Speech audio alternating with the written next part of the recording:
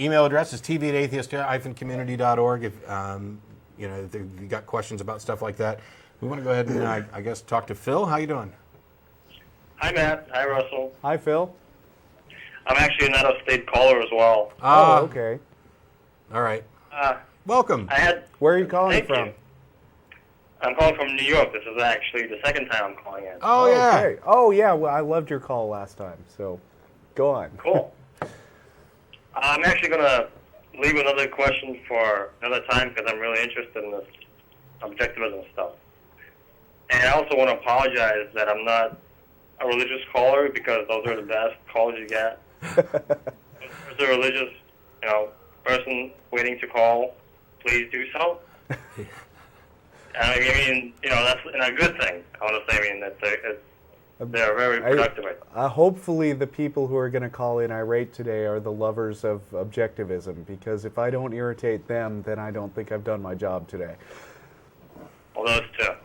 Anyways, my question about politics is not so much about what you were talking just now, but, more like about current events.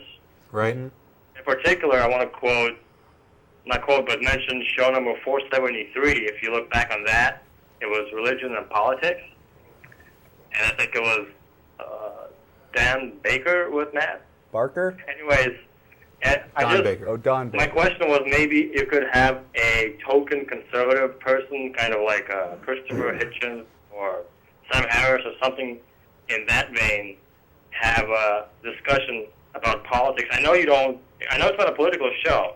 Right. But maybe you could have, I know most of you guys are kind of liberal and not so much right of center, but maybe you could have a token guy. Yeah, there's a couple of issues there.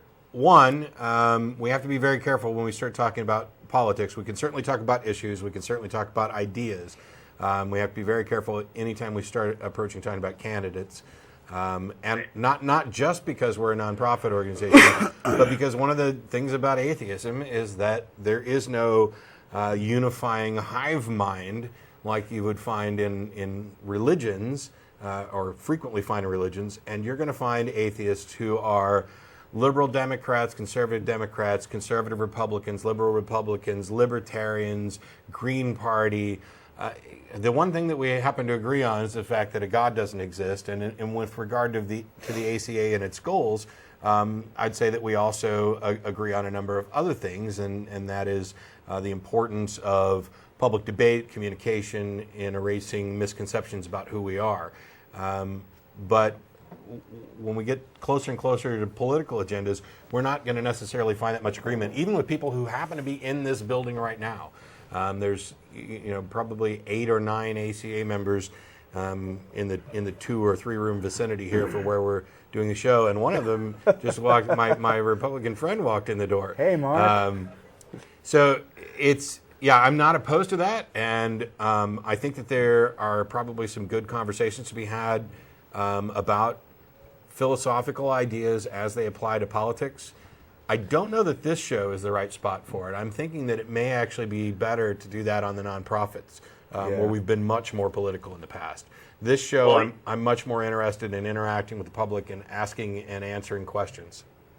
Fair enough, but if you do a show like 473, you might want to think about having some right guy. And by the way, 471 is absolutely hilarious. One of the best shows I heard. Which one? 471, Killing in the Bible. Ah. Oh. Yeah. I think it was a previous host. He was basically reading off all the people killed in the Bible. I was just laughing out loud. That sounds like something Jeff would do. Oh, did Jeff do it? Oh, that's right. Yes. Jeff has that list that he had. Yeah. Yeah.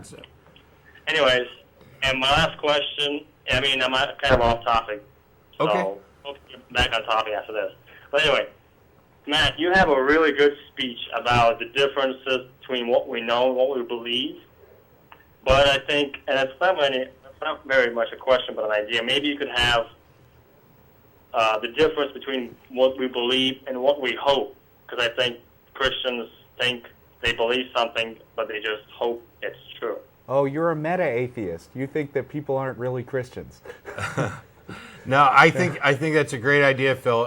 When I did the last lecture here in August, I don't know if that's what you heard or if you heard bits and pieces of it on the show. The lecture itself covered belief and knowledge, and also talked a little bit about what I believe and to some degree why. And I think you've hit on a key point there that I really think we'll have to address at some point, which is what people mean when they say hope. And one of the things where this ties in, I'm hoping to talk about on the show in the near future, the difference between trust and faith. Those are words that people tend to use interchangeably, and I'm kind of a stickler for finding the best usage of a word that conveys as much meaning as possible, as clearly as possible. And to me, trust and faith are two different things entirely. As a matter of fact, the trust that you place in someone could be based on faith, or it could be based on reasonable expectations. See, I don't think you can ever achieve your goal because of the equivocation fallacy. There are, in fact, multiple definitions for words, and you can't just say that you're going to henceforth declare by fiat that one use of the word is off limit. What I don't think that's what I was saying. Yeah, but one definition of faith is very close to trust.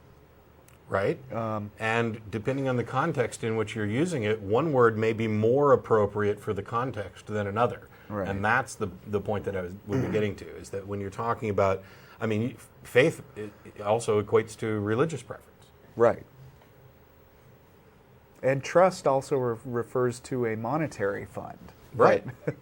But they're different contexts. Yeah, and the subtleties of the... Go ahead, Phil.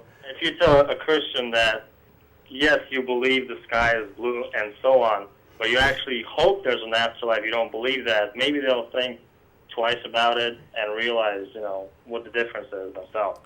Yeah, that may be the case. I'm not sure I'm completely on board, because I am convinced that there are some people who actually do believe and not just hope that there's an afterlife, for example. But I think those are a minority. I think there are both. I think there are people who legitimately believe that there's an afterlife, and people who hope and therefore act as if. And on some level, we're talking about what Dan Dennett was talking about in Beyond Belief, which is this idea of belief in belief. But I want to get back to what Russell's got, and we've got other callers. We appreciate it, Phil. Thanks for calling in again. Yeah, see you. Take care.